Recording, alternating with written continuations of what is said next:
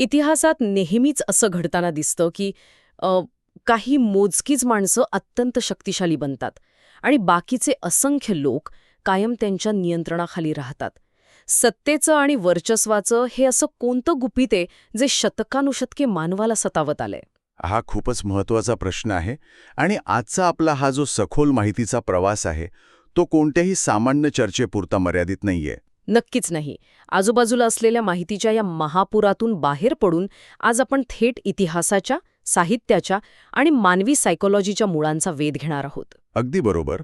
आणि आजचं आपलं हे जे उद्दिष्ट आहे ते रॉबर्ट ग्रीन या लेखकाच्या जगप्रसिद्ध आणि तितक्याच वादग्रस्त ठरलेल्या द 48 लॉज ऑफ पॉवर या पुस्तकाचं सखोल विश्लेषण करणं हे आहे. हो, आणि हे विश्लेषण अधिक वस्तुनिष्ठ करण्यासाठी आपण फक्त त्या पुस्तकावर अवलंबून राहणार नाहीये.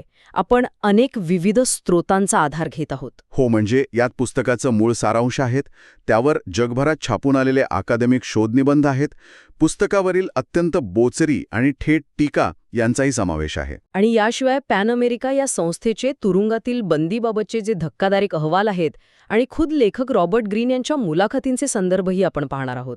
तसं पाहिलं तर या सर्व धाग्यांना जोडून सत्तेच्या या खेळामागचं खरं विज्ञान समजून घेणं जास्त रंजक ठरेल. अगदी मुळापासून सुरुवात करायची झाली तर या पुस्तकाच्या आणि त्याच्या लेखकाच्या जन्माची कथा खूपच नाट्यमय आहे.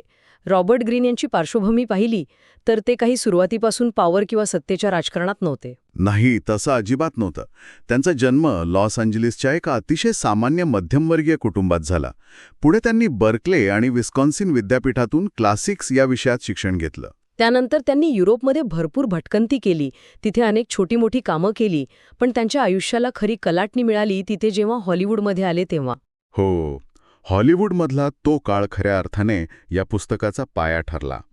तिथे स्टोरी डेव्हलपर आणि अनुवादक म्हणून काम करताना ग्रीन यांच्या लक्षात आलं की पडद्यावर जेवढं नाटक चालतं त्याहून कैक पटीने मोठं आणि विषारी राजकारण पडद्यामागे चालतं. म्हणजे लोकांच्या चेहऱ्यावर खोटे हास्य असायचे, पण आतून एकमेकांना खाली खेचण्याची जीवघेणी स्पर्धा सुरू असायची. तिथले सत्तेचे घाणेरडे राजकारण आणि कट कारस्थाने पाहून त्यांना प्रचंड चीड आली होती. खरंय. आणि या लोकांचा खरा चेहरा समोर आणण्यासाठी, त्यांच्या खेळ्या उघड करण्यासाठी हे पुस्तक लिहिण्याची कल्पना त्यांच्या मनात आली. एका मुलाखतीत ते स्वतः गमतीने म्हणतात की पालक पडद्यामागे नक्की काय करत आहेत हे जगासमोर उघड करणाऱ्या एखाद्या खोडकर मुलासारखं त्यांना तेव्हा वाटत होतं. पण फक्त चीड येऊन एखादं पुस्तक लिहिलं जात नाही, त्यासाठी एक ठिणगी लागते.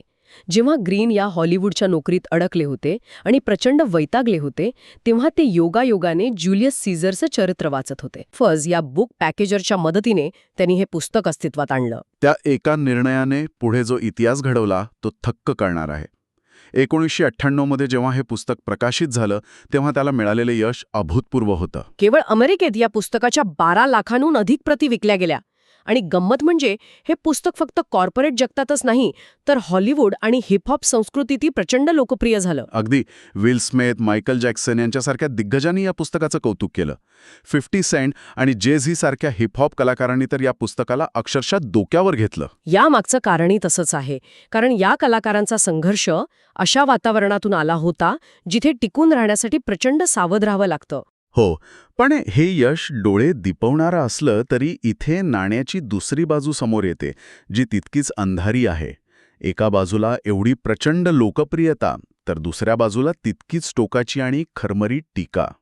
आपल्या स्रोतांमध्ये या पुस्तकावर अतिशय कठोर आक्षेप नोंदवलेले आढळतात. एका समीक्षकाने तर याला आजवर वाचलेलं सर्वात वाईट पुस्तक म्हटलं आहे. आणि या टीकेमागचा मुख्य युक्तिवाद असा आहे की या पुस्तकात ज्या गोष्टी सांगितल्या आहेत त्याला कोणताही भक्कम वैज्ञानिक किंवा मानसशास्त्रीय पुरावा नाहीये.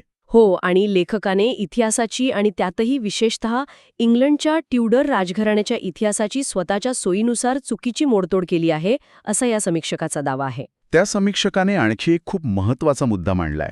त्याने या पुस्तकाची तुलना डेल कार्नेगी यांच्या how to win friends and influence people या जगप्रसिद्ध पुस्तकाशी केली आहे. ते पुस्तक लोकांना एकत्र असं आणायचं, परस्पर सहकार्य कसं वाढवायचं आणि यासाठी नैतिक मूल्य कशी जपायची हे शिकवतं.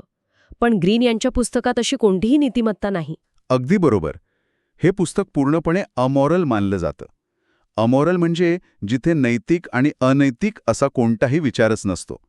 प्रत्येक नियम हा केवळ स्वतःचा स्वार्थ साधण्यावर आणि प्रसंगी दुसऱ्याचं नुकसान करण्यावर आधारित आहे, असा या टीकाकारांचा स्पष्ट आरोप आहे. या नैतिकतेच्या आणि राजकारणाच्या मुद्द्यावर एक अतिशय रंजक विरोधाभास समोर येतो.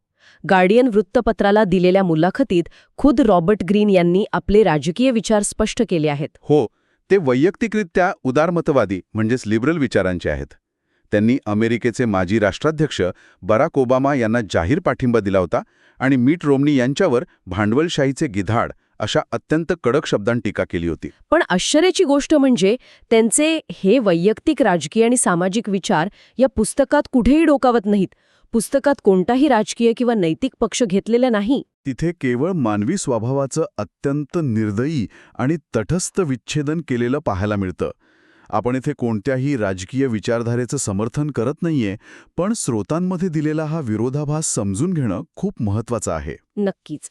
मानवी स्वभावाचं हे विच्छेदन इतकं प्रभावी आणि कदाचित धोकादायक ठरलं की या पुस्तकाला अमेरिकेतील तुरुंगांमध्ये मोठ्या प्रमाणावर बंदीचा सामना करावा लागला. पॅन अमेरिका या संस्थेच्या अहवालानुसार हे पुस्तक अमेरिकेच्या तब्बल 18 राज्यांच्या तुरुंगांमध्ये अधिकृतरित्या बॅन करण्यात आलं आहे. ही एक प्रकारची खूप मोठी सेन्सरशिप आहे. तुरुंग प्रशासनाचा युक्तिवाद असा आहे की हे पुस्तक वाचून कैदी सुरक्षेला मोठा धोका निर्माण करू शकतात. अधिकाऱ्यांच्या विरोधात कटकारस्थाने रचणे किंवा तुरुंगातच एकमेकांवर वर्चस्व मिळवण्यासाठी सत्तेचा गैरवापर करणे अशा गोष्टी ते यातून शिकू शकतात, अशी प्रशासनाला भीती आहे. तुरुंग प्रशासनाची ही भीती एका बाजूला असताना खुद्द रॉबर्ट ग्रीन यांची यावरची प्रतिक्रिया खूपच वेगळी आणि विचार करायला लावणारी आहे. ग्रीन म्हणतात की ही बंदी म्हणजे हुकुमशाही प्रवृत्तीचं एक जिवंत उदाहरण आहे. म्हणजे जे लोक आधीच सत्तेच्या नियंत्रणाखाली भरडले जात आहेत त्यांना अशा प्रकारच्या माहितीपासून वंचित ठेवणं हे अधिक धोकादायक आहे, असं त्यांचं म्हणणं आहे. हो, अनेक कैद्यांनी स्वतः ग्रीन यांना पत्र लिहून सांगितलं आहे की हे पुस्तक त्यांना तुरुंगातील हिंसक वातावरणात शांत राहायला शिकवतं. म्हणजे तुरुंगात जो पॅरानोया असतो, सतत कुणीतरी आपल्या विरुद्ध कट रचत आहे, ही जी भीती असते, त्या भीतीपासून स्वतःला मानसिकदृष्ट्या वेगळं कसं ठेवायचं हे ते शिकतात.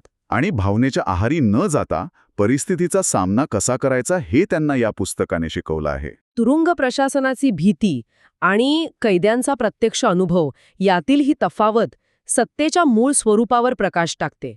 सत्तेचे नियम नेमके कसे काम करतात आणि ते इतिहासात कसे वापरले गेले हे समजून घेण्यासाठी यातील काही प्रमुख नियमांच्या कथा पाहणे खूप गरजेचे आहे. अगदी बरोबर. उदाहरणार्थ पुस्तकातील पहिलाच नियम सांगतो, मालकावर कधीही मात करू नका, म्हणजेच नेव्हर आउटशाईन द मास्टर. या पहिल्याच नियमासाठी फ्रान्सचा अर्थमंत्री निकोलस फॉक्युएट याचं जे ऐतिहासिक उदाहरण दिलं आहे ते एखाद्या चित्रपटाच्या कथेसारखं आहे. फॉक्युएटने नेमकी ही चूक केली होती. हो, त्याने आपला राजा लुई 14वा याला खुश करण्यासाठी 1661 मध्ये एका अतिशय भव्य पार्टीचं आयोजन केलं. ती पार्टी काही साधीसुधी नव्हती. युरोपातील सर्वात उत्तम कलाकारांना तिथे बोलावण्यात आलं होतं. मोलाची कलाकुसूर, सोन्याची ताटं, आकाशाला भिडणारी आतिषबाजी हे सगळं तिथे होतं. फॉक्युएटने स्वतःची अफाट संपत्ती आणि भव्यता पूर्णपणे पणाला लावली होती. त्याला वाटलं की या राजेशाही थाटाने राजा खुश होईल आणि त्याची स्वतःची किंमत वाढेल. पण तिथेच फुक्वेट सत्तेचं मानसशास्त्र समजायला चुकला. राजाला खुश होण्याऐवजी प्रचंड असुरक्षित वाटू लागलं. आपलाच अर्थमंत्री आपल्यापेक्षा अधिक श्रीमंत, अधिक प्रभावी आणि लोकांमध्ये जास्त लोकप्रिय दिसतोय हे राजा लुई 14व्याच्या पचनी पडलं नाही. फुक्वेटने नकळतपणे राजाच्याच प्रतिष्ठेला धक्का पोचवला होता. याचा भयंकर परिणाम असा झाला की दुसऱ्याच दिवशी फुक्वेटवर खोटे आरोप ठेवण्यात आले, त्याला अटक झाली. आणि त्याचं उरलेलं संपूर्ण आयुष्य एकांतवासात तुरुंगात सडण्यात गेलं. आपल्या वरिष्ठांपेक्षा जास्त चमकण्याचा किंवा त्यांच्यापेक्षा मोठे दिसण्याचा प्रयत्न केल्यास ते वरिष्ठ आपलाच नाश करू शकतात, हा या कथेमागचा क्रूर पण खरा धडा आहे. अशाच प्रकारचा आणखी एक नियम म्हणजे नियम 3, तुमचे हेतू लपवून ठेवा. रणनीतीमध्ये आपले खरे विचार समोरच्याला न सांगणे किती निर्णायक ठरू शकते याचं उत्तम उदाहरण म्हणजे ऑट्टो फोन बिस्मार्क. जर्मनीच्या एकत्रीकरणासारखे महाकाय ध्येय गाठताना बिस्मार्कने आपले मूळ हेतू कधीच उघड केले नाहीत. तो कायम शांततेच्या आणि तडजोडीच्या भाषा करत राहिला. त्यामुळे त्याच्या राजकीय विरोधकांना आणि शेजारील देशांना त्याचा खरा धोका कधीच समजला नाही. बिस्मार्कची हीच तर खरी ताकद होती. त्याने समोरच्यांना सतत संभ्रमात ठेवलं. तो एक पाऊल पुढे टाकायचा, पण दाखवताना असं दाखवायचा जणू त्याला वेगळंच काहीतरी साध्य करायचंय. जेव्हा युरोपमधील इतर राष्ट्रांना त्याचा खरा उद्देश समजला तोपर्यंत त्याने लष्करी आणि राजकीय दृष्ट्या आपली स्थिती इतकी मजबूत केली होती की त्याला रोखणे अशक्य झाले होते. जर्मनी एक बलशाली राष्ट्र म्हणून उभे राहिले ते केवळ शस्त्रांच्या बळावर नाही, तर हेतू लपवून ठेवण्याच्या या कौशल्यामुळे. रणनीतीमध्ये आश्चर्याचा धक्का किती महत्वाचा असतो हे यातून सिद्ध होतं.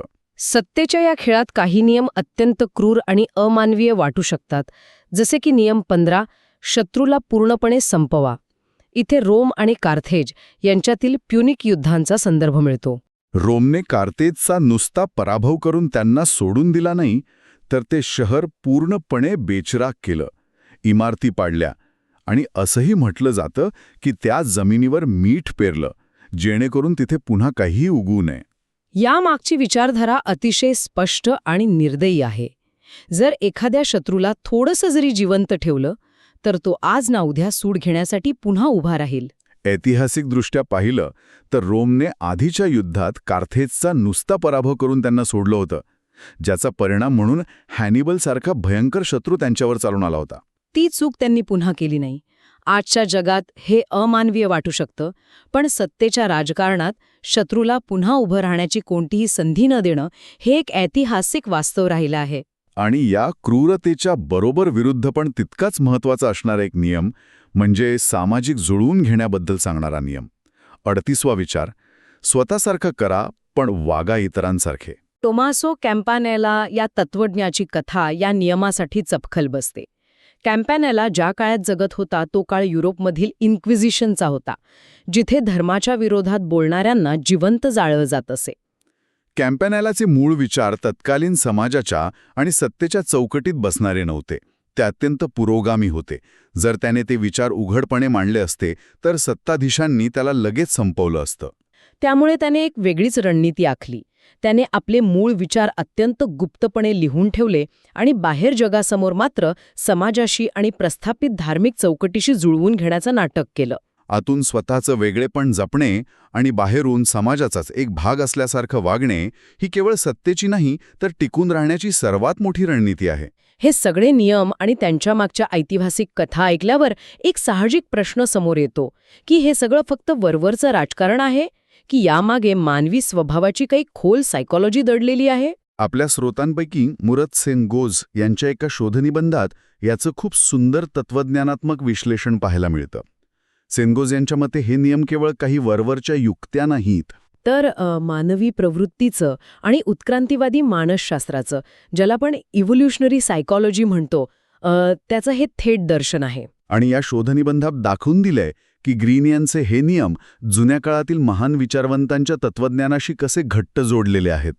मॅकियावेली यांचं द प्रिन्स हे पुस्तक, ज्यामध्ये राजकारणातील व्यावहारिकतेवर आणि प्रसंगी कठोर निर्णय घेण्यावर भर दिला आहे. तसंच सुन त्सू यांचं दी आर्ट ऑफ वॉर, जे युद्धात फसवणूक आणि गुप्त रणनीतीचं महत्त्व सांगतं, आणि फ्रेडरिक नीत्शे यांचा विल टू पॉवर हा विचार, ज्यानुसार सत्ता मिळवण्याची इच्छा ही मानवाची सर्वात मूलभूत आणि नैसर्गिक प्रेरणा आहे. ग्रीन यांचं हे पुस्तक म्हणजे या सर्व जुन्या आणि खोल विचारांचा एक आधुनिक व्यावहारिक अर्क आहे. त्या शोधनिबंधात सत्तेच्या या अभ्यासाला एक अतिशय प्रभावी उपमा वापरली आहे. हो, ते म्हणतात की हे पुस्तक म्हणजे पॉवर सायकॉलॉजीचं एक पॅथॉलॉजी मॅन्युअल आहे. अगदी बरोबर. जसं वैद्यकीय क्षेत्रात एखाद्या आजाराचा त्याच्या जंतूंचा सखोल अभ्यास केल्याशिवाय आरोग्याचं रक्षण करता येत नाही किंवा औषध शोधता येत नाही, तसंच मानवी स्वभावातील वाईट, स्वार्थी आणि वर्चस्व गाजवण्याच्या वृत्ती समजून घेतल्याशिवाय चांगुलपणाचं आणि नैतिकतेचं रक्षण करता येऊ शकत नाही. हे पुस्तक कुणालाही वाईट बनायला सांगत नाही, तर जगातील वाईट प्रवृत्ती कशा काम करतात याचा एक्सरे अगदी स्पष्टपणे डोळ्यांसमोर ठेवतं. हाच धागा पकडून आपण या नियमांच्या आजच्या काळातील उपयोगाकडे पाहिलं पाहिजे. आधुनिक जगात हे नियम कसे लागू होतात हे पाहणं गरजेचं आहे. ग्रीन स्वतः मान्य करतात की हे पुस्तक सामान्य माणसांच्या रोजच्या आयुष्यातील छोट्या छोट्या वादांसाठी किंवा कौटुंबिक भांडणांसाठी नक्कीच नाही. हे पुस्तक मोठ्या कॉर्पोरेट जगासाठी आहे, जिथे डॉग ईट डॉग म्हणजेच अत्यंत गळेकापू आणि जीवघेणी स्पर्धा असते. अशा वातावरणात जिथे लोक प्रगतीसाठी एकमेकांना तुडवून पुढे जायला मागेपुढे पाहत नाहीत, तिथे या नियमांची खरी ओळख पटते. हे ज्ञान असणं आजच्या जगात का महत्त्वाचं ठरतं हे ऐकणाऱ्यांसाठी समजून घेणं गरजेचं आहे. कदाचित एखाद्या माणसाला स्वतःला सत्ता मिळवण्याची किंवा दुसऱ्यावर वर्चस्व गाजवण्याची कोणतीही महत्वाकांक्षा नसेल. तो आपलं सरळमार्गी जीवन जगत असेल. पण आजकाल कॉर्पोरेट जगात किंवा ऑफिसच्या राजकारणात जेव्हा कोणीतरी डावपेच खेळत असतं, तेव्हा स्वतःचा बचाव कसा करायचा हा प्रश्न उरतोच. हे ज्ञान असणं म्हणजे स्वतःकडे एक अभेद्य ढाल असण्यासारखं आहे. जेव्हा कोणी वरिष्ठांपुढे स्वतःची चमक दाखवण्यासाठी दुसऱ्याच्या कामाचं श्रेय लाटण्याचा प्रयत्न करतं किंवा कोणी स्वतःचे खरे हेतू लपवून गोड बोलत असतं, तेव्हा ते ओळखता येणं ही काळाची गरज बनली आहे. अगदी बरोबर. सत्तेचे नियम हे मुळात पूर्णपणे नैतिक किंवा अनैतिक नसतात. ते एखाद्या हत्यारासारखे असतात. उदाहरणार्थ एखादे चाकूसारखे. त्याच चाकूचा उपयोग करून एक शल्यचिकित्सक एखाद्याचा प्राण वाचवू शकतो आणि दुसरा एखादा गुन्हेगार त्याच चाकूने कोणाचा तरी जीव घेऊ शकतो. ह्या नियमांचंही तसंच आहे. त्यांचा वापर कसा करायचा हे पूर्णपणे ती वापरणाऱ्या व्यक्तीच्या हेतूवर, तिच्या नैतिकतेवर आणि परिस्थितीवर अवलंबून असतं. सत्तेचं राजकारण आणि मानवी स्वभाव हे एकमेकांपासून वेगळे करता येणारे घटक आहेत, ही वस्तुस्थिती नाकारून चालणार नाही. सत्तेच्या या गुंतागुंतीच्या आणि तितक्याच मोहक विश्वातून प्रवास करताना मानवी मनाचे अनेक कंगोरे समोर येतात. सुरुवातीला ज्या प्रश्नाने आपण सुरुवात केली होती त्याचं उत्तर एका वाक्यात देणं अशक्य आहे. पण या प्रवासाने त्या उत्तराच्या दिशेने जाण्याची एक नवी दृष्टी नक्कीच दिली आहे असं मला वाटतं. या सखोल आणि विचारप्रवर्तक प्रवासाच्या शेवटी जाता जाता एक असा प्रश्न जो या पूर्ण विश्लेषणातून नव्याने समोर येतो, तो आपल्या सर्वांसाठी विचार करण्यासारखा मुद्दा आहे. जर मानवी मेंदू मुळातच सत्ता आणि वर्चस्व गाजवण्यासाठी डिझाईन केलेला असेल, तर सत्तेचे हे नियम शिकून लोक अधिक स्वार्थी आणि कपटी बनत आहेत, की या नियमांचं सखोल ज्ञान मिळवून खऱ्या अर्थाने इतरांवर नियंत्रण मिळवण्याच्या लालसेतून मुक्त होण्याची क्षमता मिळवत आहेत? सत्तेचं खरं रहस्य ती मिळवण्यात आहे की तिचा मोह पूर्णपणे टाळता येण्यात? याच प्रश्नासोबत आजच्या या वैचारिक प्रवासाची आपण इथेच सांगता करूया.